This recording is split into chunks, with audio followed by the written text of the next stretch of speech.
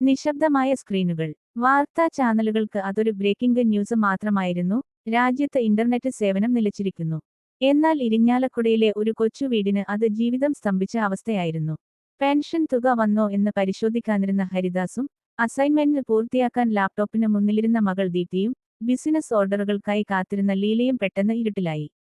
സ്ക്രീനുകൾ നിശ്ചലമായി. വൈദ്യുതി പോയതിനേക്കാൾ വലിയൊരു നിശബ്ദത ആ വീടിനെ വിഴുങ്ങി.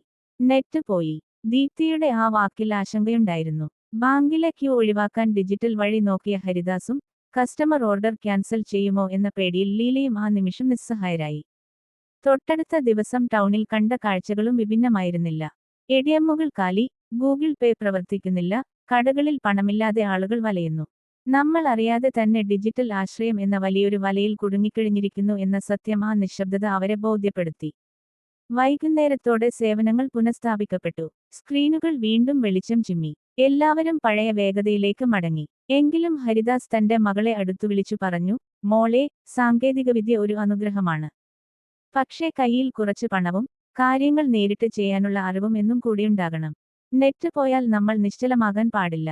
ദീപ്തിയുടെ ചിരിയിൽ ആ തിരിച്ചറിവുണ്ടായിരുന്നു. സാങ്കേതികവിദ്യയിൽ മുങ്ങുന്നത് ദൗർബല്യമാണെന്നും അത് മിതമായി ഉപയോഗിക്കണമെന്നുമുള്ള വലിയ പാഠം ആ മണിക്കൂറുകൾ അവരെ പഠിപ്പിച്ചു.